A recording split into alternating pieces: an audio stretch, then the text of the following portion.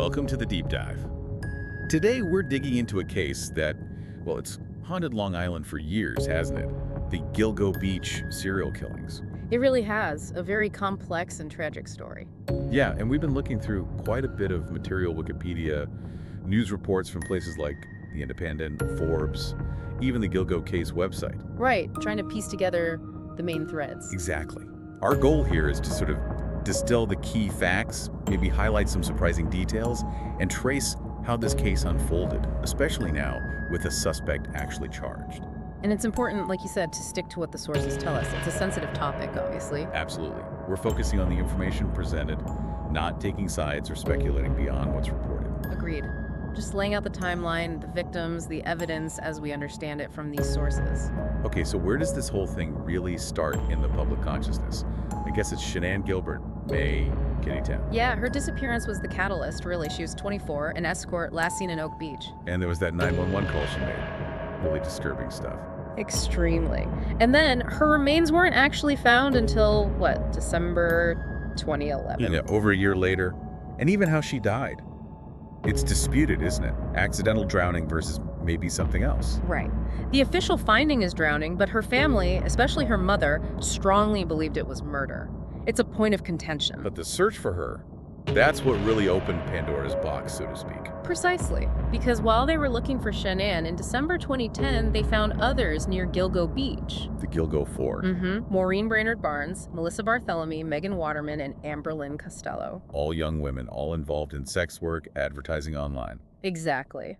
Which immediately suggested a pattern, a specific type of victim. Maureen disappeared earliest back in 2007. The others were 2009 and 2010. And the discoveries didn't stop there, did they? Spring 2011 brought more. It did. That's when things got even more complex. They found partial remains of Jessica Taylor and Valerie Mack. And the really disturbing part there is that other parts of their bodies had been found years before, miles away in Manorville. Years earlier, yeah. Jessica in 2003, Valerie in 2000. The Manorville connection, the similar dismemberment, it's strongly pointed to a link. It makes you wonder about the timeline, how long this might have been going on. Absolutely. And were those earlier Manorville discoveries just missed connections at the time? Then there's the really puzzling one, the unidentified Asian doe.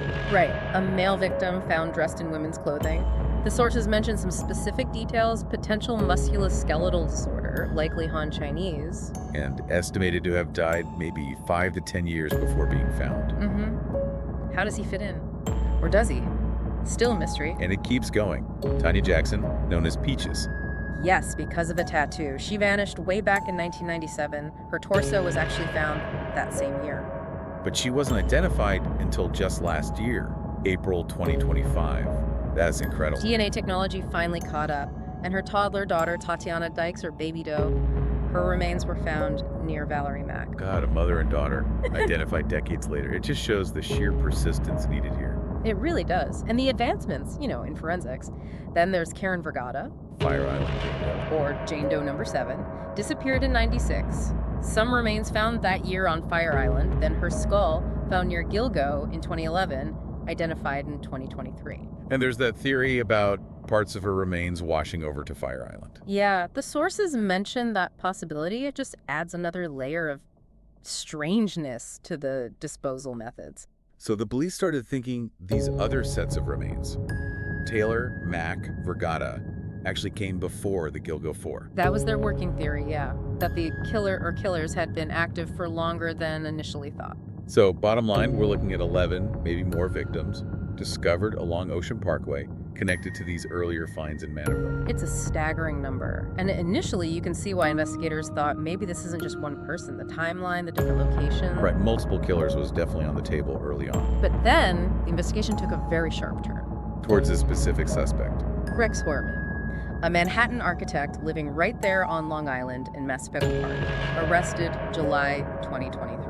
The charges started rolling in pretty quickly after that. They did. July 2023, he was charged with the murders of Waterman, Bartholomew, and Costello, and named prime suspect for Brainerd Barnes. Then the formal charge for Brainerd Barnes came in January 2024. Followed by Jessica Taylor, And significantly, Sandra Costilla in June 2024. Costilla's case wasn't previously linked publicly, which was a major development. Right, that expanded the scope again. And then Valerie Mack in December 2024. A whole store of indictments. It's crucial to state, though, he's pleaded not guilty to everything. Of course. So, what led them to Heuermann after all this time? There was that vehicle, right? Yes, the Chevrolet Avalanche. A witness linked a first-generation model to Amber Costella's disappearance. And Heuermann owned one. The sources call that a turning point. It seems like it was. It put him squarely on the radar in a way maybe nothing else had before. And then the technology side kicked in. Cell phone data. Huge. Records apparently showed contact between burner phones linked to Heuermann and 3 of the Gilgo 4. And not just contact, but location data too, placing his phones near where they disappeared. Yeah, co-location. His personal phone and the burner phones pinging in similar areas. Massapequa Park, Midtown Manhattan, around the times they went missing. And those calls to Melissa Barthelomy's sister? Horrifying. Wow. Made from Melissa's phone. And potentially made from near Heuermann's architecture office in Manhattan. The implications of that? The brazenness, maybe? It's chilling. What else did they find? Internet searches. Searches related to the investigation itself, keeping tabs on it, also searching for the victims, their families. That feels quite predatory. And the sources also mention searches for sadistic materials, child pornography. While not direct evidence for these murders, it adds to a potential psychological profile. Okay, so we have the truck, the phones, the searches. What about physical evidence? DNA. Yes. Mitochondrial DNA, passed down maternally, found in hair. There was a hair found on the burlap wrapping Megan Waterman. And they matched that.